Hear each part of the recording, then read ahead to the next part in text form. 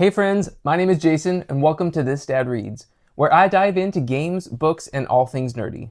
Today I'm talking about a brand new game called Riftblade, designed by Trey Chastain and published by the Gambit Foundry. It's a fast-paced deck builder with a really unique twist.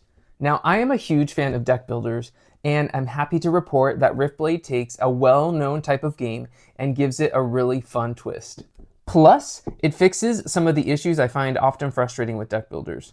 Let's talk gameplay. In Riftblade, you step onto the battlefield as a powerful mage, locked into a duel of wits. It teaches quickly but plays deeply, and that is a rare combo. Each turn, you'll roll and manipulate your resources using custom dice called Riftstones. These dice determine what kind of spells you can cast, what effects you can trigger, and how you build your strategy. You'll craft your deck from the Rift, a shared pool of spell cards in the center of the table. You can either purchase cards to build your deck, or trigger them for instant effects and toss them into the void. It's a constant balance between short-term gains and long-term power. When you're ready, you'll chain spells together from your hand into a single devastating combo. This is where the game really shines. Each spell has one or more magical aspects, like Void, Chaos, Soul, Infernal, or Celestial, and chaining them requires matching aspects from one card to the next. It's like building a combo engine on the fly, and when it works, it feels amazing. Every decision matters. Do you burn a spell now for a quick effect, or save it to build a stronger chain later? Do you spend mana to refresh the Rift and hunt for better cards, or trigger what's already there and keep the pressure on? Turns are fast and flexible. You can play cards, activate dice, buy or trigger spells, and build your chain, all in any order you want. Then you clean up, re-roll your Riftstones, refresh the Rift, and pass the turn. And yes, there's player interaction. In multiplayer games, you'll choose a target each turn, and that player gets bonus Riftstones to prepare for their next move. Even if you deal 0 damage, you still have to pick someone. It keeps the tension high and the table engaged. Victory goes to the last mage standing. If your life hits 0, you're out. So every spell, every dice roll, and every chain matters. Let me walk you through a sample turn. In this example, my opponent has already knocked me down by 5 points, so my life is at 35. We have the pool of mana resources on this side. We have the 4 Rift cards that are in our market, if you will. And we already have some cards that are in the Void, and of course, the Rift draw pile. I like to keep my how to play cards handy just in case I need to reference any rules. And I also have my beautiful dice tray here.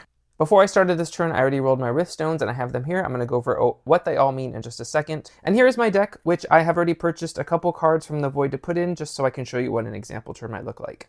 So to start your turn, you always have 4 cards. As you can see here, I got a couple of the basic spells. I got Cinderblast, Void Storm, and Thunderclap.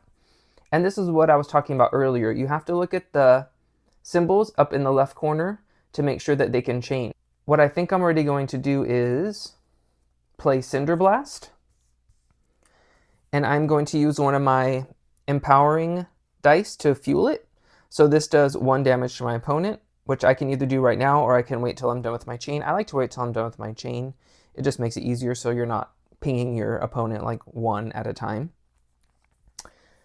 And then I think I'm gonna go ahead and chain Void Storm for another empowering for a damage.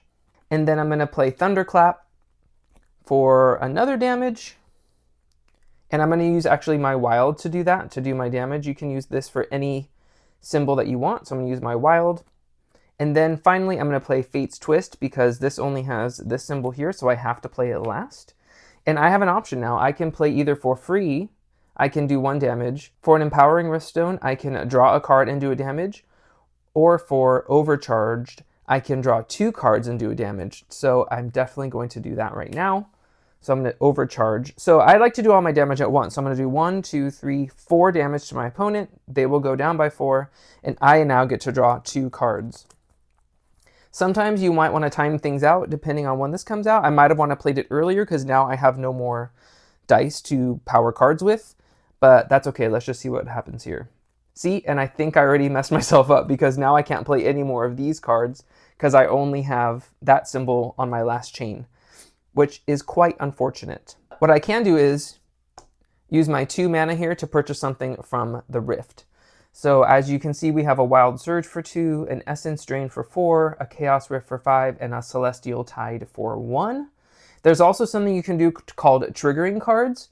Yeah, I think I'm going to pay 1 to basically purchase Celestial Tide, but I'm going to choose to use its trigger line. The trigger line is this purple line right here. So I get to gain 1 mana and heal 1 life. So I'm going to grab 1 mana from the pool. This one is spent, and I'm going to gain 1 life.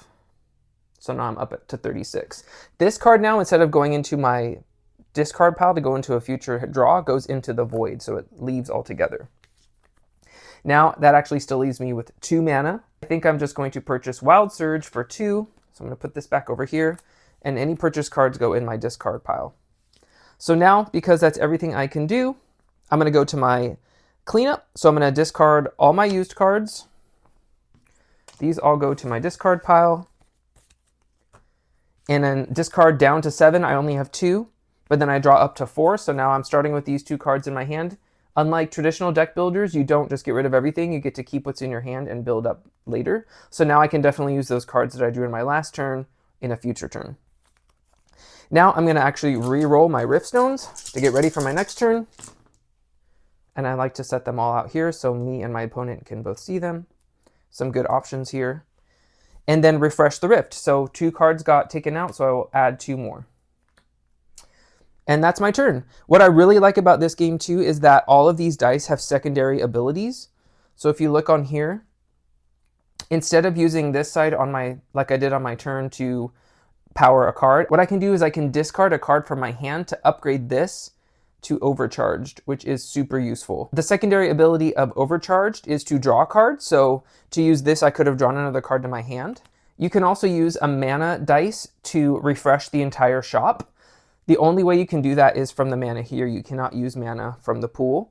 So if there's no card options that I like out here, I can say, okay, I'm going to refresh the shop, get rid of all 4 of those, put them in the void, and draw 4 more. It's actually been really handy in some of my previous games. And like I mentioned in my turn, I did not mention earlier, you need to use this dice to trigger and destroy a card from your hand instead of using it as a wild. And then you can see some of the card effects here, which are really cool. I really like this one. Deal 1 damage and gain 1 life. It's a really handy way to do damage and heal yourself. One that did not show in my sample turn either is this symbol. Allows you to deal 1 damage and your opponent discards 1 card. And then we just have the gain 1 life, gain 1 mana, and draw a card. Riftblade is one of those games that rewards clever play without overwhelming you with rules. It's easy to learn, but the depth comes from how you build your deck, manage your resources, and time your combos. As a dad with limited game time, I love that Riftblade is easy to teach but has real depth. Unlike other deck builders, there are so many options in every single turn. Work towards an epic plan or react to what your opponent does. Plus, unlike traditional deck builders where your opponent might easily take 5 minutes to play their turn, endlessly redrawing cards or chaining, Riftblade keeps that all in balance beautifully, keeping gameplay snappy while still being satisfying. Plus, with more games under your belt, you'll be able to quickly adapt to what's coming out of the Rift and what your opponent is up to, easily allowing you to chain some pretty impressive spells. Also, if you know me, I have to talk about the art. It's absolutely gorgeous. Just look at some of these cards, and the playmat, and the dice tray. Also, this universe is ripe for exploration in other media like books and comics. Can we make that happen, Gambit Foundry? Riftblade hits Kickstarter on September 16th, and if you sign up early, you get access to a special backer offer. You can find the link in the description of this video. The Gambit Foundry has clearly put a lot of love and testing into this game, and it shows. It's polished, balanced, and super fun. So if you enjoy deck builders but want something that respects your time and rewards smart play, Riftblade is absolutely worth checking out. Now, I'm off to cast some more spells.